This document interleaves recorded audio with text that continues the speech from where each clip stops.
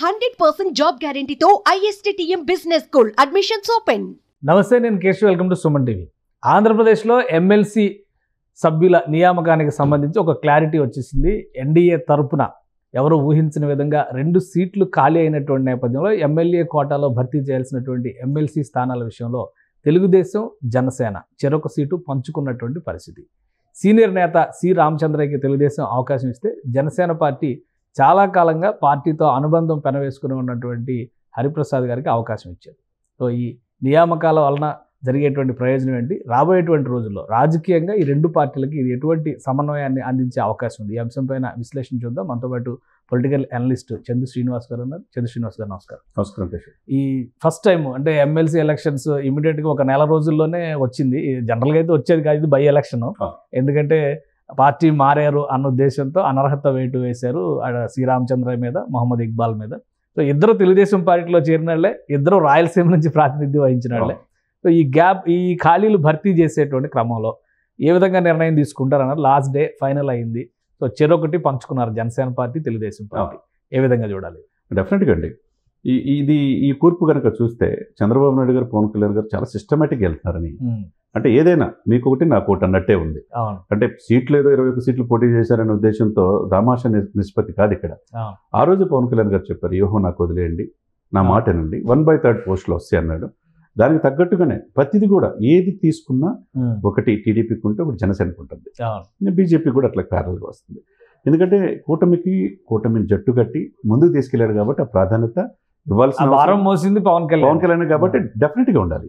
లేకపోతే సి రామచంద్రయ్య ఆయన ఒకప్పుడు టీడీపీ, తర్వాత వైసీపీకి వెళ్ళాడు, చివరి క్షణాల్లో మళ్ళీ టీడీపీకి చేరాడు. ఆయనకి సీనియర్ కాబట్టి ఆయనకి టీడీపీ గుర్తించింది, ఎమ్మెల్సీకి ఇవ్వటం అది టీడీపీ పార్టీ మంచి నిర్ణయమే. ఇది ముఖ్యంగా చెప్పుకోవాల్సింది ఈ విషయంలో ఏంటంటే, పార్టీని దశాబ్దం పైన కనిపెట్టుకుని ఉండి ఎక్కడో ఉద్యోగం చేసే వ్యక్తిని పవన్ కళ్యాణ్ గారు మాట్లాడితే కూడా ఆ రోజు చెప్పాడు ఆయన తీసుకున్నప్పుడు. ఆయన సేవలో ఆయన సౌమ్యుడు, చాలా నియమ నిబంధనలతో ఉన్న వ్యక్తి, జర్నలిజంలో 3 దశాబ్దాల అనుభవం ఉన్నది. ఈనాడు జర్నలిజం నుంచి వచ్చి ఒక ఛానల్కి సీఈఓగా చేసిన వ్యక్తి. నాకు ఆయన గురించి పూర్తిగా తెలుసుకొనే నాతో పాటు నడవగలరన్న ఉద్దేశంతోనే చేశానని చెప్పి అన్నాడు. ఆ బాధ్యత స్వీకరించడం, ఆయన వెంటనే ఆయనతో పాటు నడవటం, దశాబ్దం పైనే ఎక్కడ ఒక సీటు గెలవకపోయినా అలాంటి ఆటుపోట్లు అనేక ఆటుపోట్లు ఎదుర్కొని నిలబడటం నాకు కూడా హరిప్రసాద్ గారు బాగా తెలుసు. మంచి వ్యక్తి, సౌమ్యుడు, ఎవరితో వివాదాలకు రహితుడు. జర్నలిజంలో తనకంటూ ఒక ఇది ఉంది. ఈనాడు జర్నలిజం నుంచి ఆయన నేర్చుకున్నాడు, మీకు కూడా తెలిసే ఉంటుంది. కలిసి పనిచేశారు కాబట్టి ఈ పార్టీలు అంటే కలిసి పనిచేయటం జర్నలిజం వేరండి, రాజకీయాలు వేరు. రాజకీయాలు మింగిలి వెళ్ళటం వేరు. దశాబ్దం చెప్పాలంటే హరిప్రసాద్ గారు, నేను ఎందుకంటే పొలిటికల్ అన్నారు కాబట్టి 2004 ఎలక్షన్స్కి మేము స్పెషల్ డెస్క్ రన్ చేసేటువంటి పనిలో ఈటీవీలో వర్క్ చేసాం. సో ఆ తర్వాత మేము మళ్ళీ ఒక స్పెషల్ ప్రోగ్రామ్ రన్ చేసాం. అలా ఉంది. కానీ రాజకీయంగా ఇలా మౌల్డ్ అవుతారని ఎవరు ఊహించి ఉండరు. ఎందుకంటే ఆయన వ్యక్తిత్వం పరంగా చూస్తే ఎవరి జోలికి వెళ్లే రకం కాదు. ఆయన పని ఏదో ఆయన చేసుకుంటారు. ఒక ప్రణాళికాబద్ధంగా ఆయన ముందుకు వెళ్ళేటువంటి మనిషి. సో రాజకీయాల్లోకి వస్తారు అనేది ఊహించడమే చాలా కష్టం. అలాంటి వ్యక్తులు 10 ఏళ్ల పాటు జనసేన పార్టీలో కూర్చోబెట్టడం అనేది పవన్ కళ్యాణ్ గారు గొప్పతనం. అది గ్రేట్. ఎందుకంటే సక్సెస్గా ఉన్న పార్టీ అయితే పర్లా, ఓనమాలు అప్పుడప్పుడు నేర్చుకున్న పార్టీలో రావటం, 0 నుంచి పైకి తీసుకురావటం మామూలు విషయం కాదు. నేను కూడా మా టీవీలో ఆయన చేసేటప్పుడు నేను కూడా ఆ రోజు ఫస్ట్ పరిచయం నాకు. మీరు అన్నట్టు సౌమ్యుడు ఒక పత్రికా రంగంలో ఉండి మీడియాలో ఉండటం వేరు, దాన్ని పేరు తెచ్చుకోవటం వేరు. రాజకీయాల్లో అనేది అంటే ఆయన వెల్ ఎస్టాబ్లిష్ ఉన్న పార్టీలో వెళ్ళా, అప్పుడప్పుడు ఓనమాలు నేర్చుకున్న పార్టీలో వెళ్ళి దశాబ్దం పైన ఉండి అక్కడున్న స్పీకర్స్ విషయంలో కావచ్చు, సెలక్షన్స్ విషయంలో కావచ్చు నాకు వెన్నుదన్నుగా ఉన్నాడని పవన్ కళ్యాణ్ పలు సందర్భాల్లో చెప్పాడు.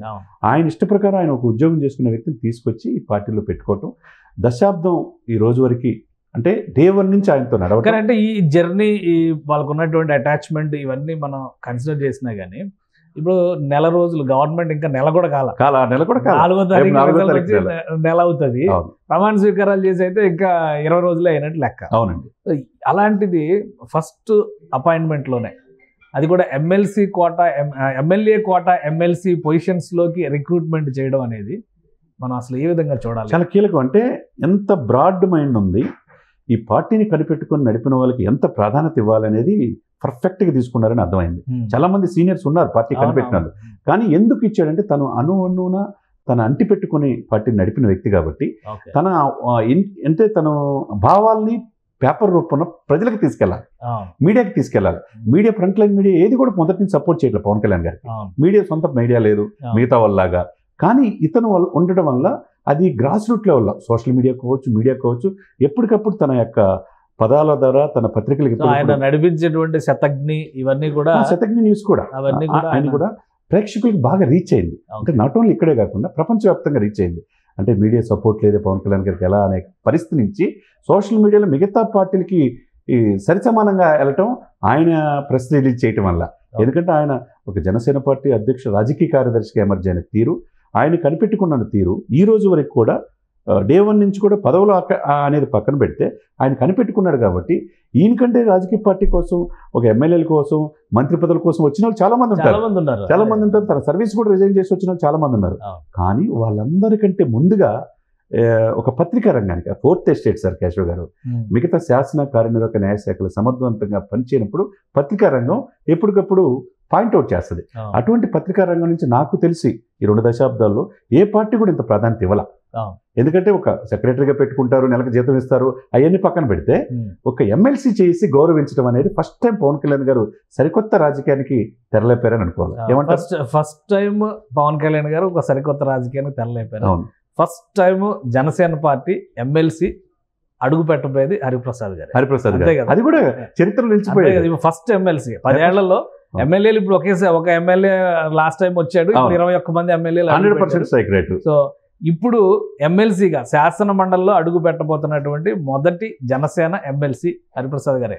డెఫినెట్గా దీనికి యావత్ పత్రికా రంగం కావచ్చు, ఎలక్ట్రానిక్ అండ్ ప్రింట్ మీడియా ఆయనకి అభినందనలు చేయాలి, ఆయనకి విన్నందుకు తోడుగా ఉండాలి. అందుకే యావత్తు పత్రికా రంగం కూడా ఆయన అభినందించాలి, ముఖ్యంగా పవన్ కళ్యాణ్ గారిని అభినందించాలి. వాళ్ళని ఐడెంటిఫై చేసే నాయకుడు అంటే ఏంటంటే కష్టపడి నాతో జర్నీ చేసిన వాళ్ళని, కష్టాల్లో సుఖాల్లో అంటే సుఖాల్లో కంటే కష్టాల్లో ఎక్కువగా ఉంటామండి.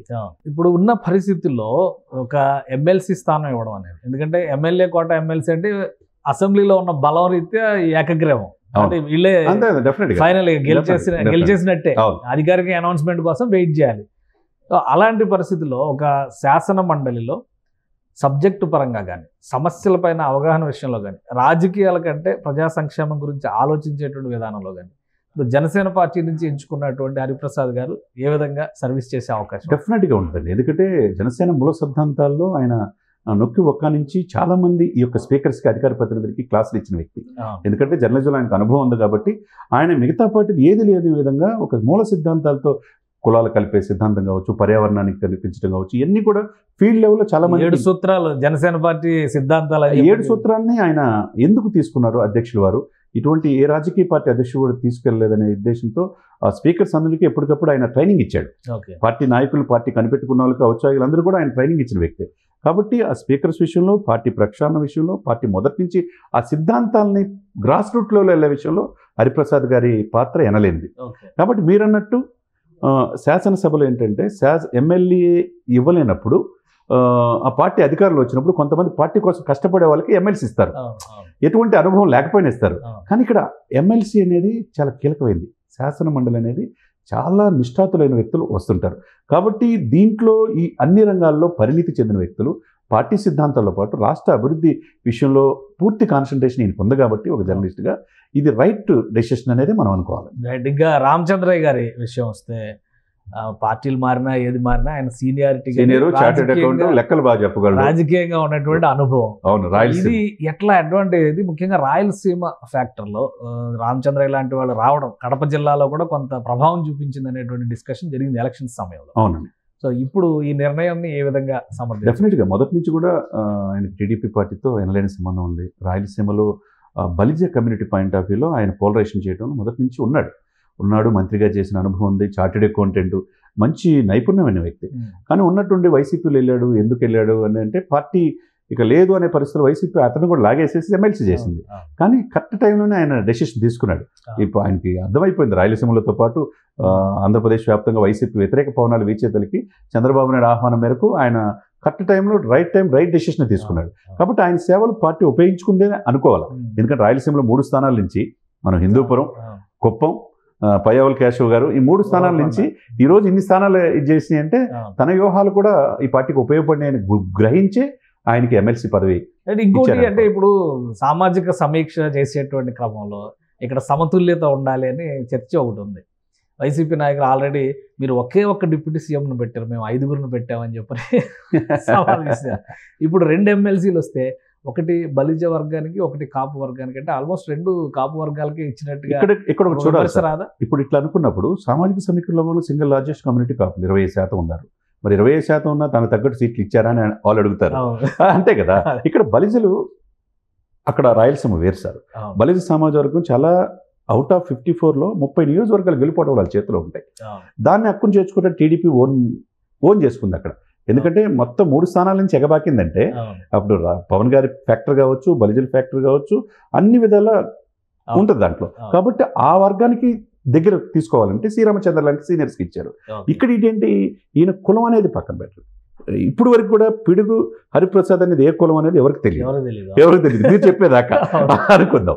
కాబట్టి ఇక్కడ సౌమ్యుడు ఆ పదవికి వన్ని తెచ్చే వ్యక్తి, మొదటి నుంచి పార్టీ కనిపెట్టి ఒక సైనికుడిలాగా పనిచేసిన ఒక జర్నలిస్ట్ కాబట్టి ఆ జర్నలిస్ట్కి జరిగిన గౌరవంగా మనం భావించాలి. కానీ చాలా ఆప్షన్స్ డిస్కషన్ జరిగింది. పిఠాపురం వర్మ గారికి ఇస్తారు, వంగవీటి రాధా గారికి ఇస్తారు, ఇంకా దేవినేని ఉమామహేశ్వరరావు గారికి ఇస్తారు. తెలుగుదేశం పార్టీకి వాళ్ళు ఒకప్పుడు వెన్నెముక లాంటి వాళ్ళు కదా, సీట్లు కోల్పోయిన రక్తంతో రాసుకున్నాడు, రక్తంతో చంద్రబాబు నాయుడు గారికి లెటర్ రాశారు. ఇంతమంది ఉన్నారు కదా, మరి వీళ్ళ పరిస్థితి ఒకటి. కేశవ్ గారు, ఇంకా నెల పూర్తి కాలేదు మీరే అంటున్నారు. 4వ తారీఖు నెల, ఇంకా 4.5 సంవత్సరాలు టైం ఉంది కదా సార్. 5 సంవత్సరాలు టైం ఉంది కాబట్టి ఒక్కొక్కటి చేసుకుంటూ వెళ్తారు. ఎవరు నిరసించబడాల్సిన అవసరం లేదు. కాబట్టి రైట్ టైం రైట్ డెసిషన్. శాసన మండలిలో ఎవరు ఉండాలి ఏంటి అనేది అక్కడ చంద్రబాబు నాయుడు గారికి, పవన్ కళ్యాణ్కి ఒక క్లారిటీ ఉంది కాబట్టి వాళ్ళకే ఆ నిర్ణయం వదిలేయటం. ఎందుకు తీసుకున్నారో కూడా వాళ్ళకి తెలుసు కాబట్టి ఇద్దరు కూడా క్యాపబుల్ పర్సన్సే కదా. కాబట్టి మిగతా వాళ్ళు కూడా ఆశావాదులు ఉంటారు. మాకు ఎమ్మట రాలేదు, వర్మ గారు ఉంటారు, మీరు అన్నట్టు ఉమా ఉంటారు, అందరూ ఉంటారు. కానీ సరైన సమయంలో వాళ్ళకు కూడా ఈ పార్టీ గుర్తిస్తుంది. ఈ ఎన్డీఏ కూడా ముఖ్యంగా గుర్తించి వాళ్ళకు కూడా పదవులు డెఫినెట్గా రావాలి. ఇప్పుడు ఎమ్మెల్సీలు అవడంతోనే కార్యక్రమం ముగిసినట్టు అనుకోవాలా? ఇద్దరులో ఎవరికైనా మంత్రి పదవి అవకాశం ఏమన్నా ఉంటుంది? ఒక బెర్త్ ఖాళీ పెట్టారు, అలానే శాసన మండలి నుంచి ఎవరిని తీసుకోలేదు. సో ఆ అవకాశాలు ఏమైనా ఉన్నాయా? డెఫినెట్గా కలిసి వస్తే ఎమ్మెల్సీ అవ్వచ్చు. అప్పుడు లోకేష్ గారు కూడా ఎట్లా అయ్యారు, మంత్రి అయ్యారు కదండి. కాబట్టి ఎమ్మెల్యే గెలవకపోయినా అక్కడ ఎమ్మెల్సీ నుంచి అట్లా అవకాశం ఉంటుంది. ఒక బెర్త్ ఖాళీ ఉంది కాబట్టి ఒక ఆప్షన్ తీసుకునేటువంటి కలిసి వస్తే కాలం నడిచి వచ్చే కొడుకు పుట్టాడు అన్నట్టుగా ఒక ఇదనేది అవకాశం ఉంటుంది. డబుల్ ధమాకా వచ్చినా ఆశ్చర్యపడాల్సిన అవసరం. రైట్. థ్యాంక్ యూ శ్రీనివాస్ గారు, మీ అభిప్రాయం తెలియజేస్తాం. ఇది ఎమ్మెల్సీ కోటాకి సంబంధించి 6 పదవులు భర్తీ చేయాల్సినటువంటి పరిస్థితి ఉంది. అయితే ఎమ్మెల్యే కోటా ఎమ్మెల్సీల విషయంలో 2 ఖాళీలకి పూరించేటువంటి ప్రక్రియని ఎలక్షన్ కమిషన్ ఆఫ్ ఇండియా మొదలుపెట్టింది. ఈ క్రమంలో 2 స్థానాలకి కూడా 2 పార్టీలు అభ్యర్థుల్ని ప్రకటించేసే నామినేషన్స్ వేసిన తర్వాత ఇక లాంఛనప్రాయమైనటువంటి ఎన్నికగానే, ఏకగ్రీవ ఎన్నికగానే దీన్ని మనం చూడాల్సి ఉంటుంది. మరొక 4 స్థానాలకు సంబంధించి ముఖ్యంగా పట్టభద్రుల్లో 1 స్థానం, టీచర్స్లో 1 స్థానం ఉంది. అలానే స్థానిక సంస్థల్లో కూడా 2 స్థానాలు ఖాళీ ఏర్పడినటువంటి నేపథ్యంలో రాబోయేటువంటి రోజుల్లో మిగతా ఆశావహులకి అవకాశం కల్పిస్తామనేటువంటి రీతిలో ఎన్డీఏ నేతలు చెబుతున్నారని శ్రీనివాస్ గారు అంటున్నారు. ఇది special discussion. Keep watching. Suman టీవీలో మీ పర్సనల్ అండ్ బిజినెస్ ప్రమోషన్స్ కోసం కింది నెంబర్కి కాంటాక్ట్ చేయండి.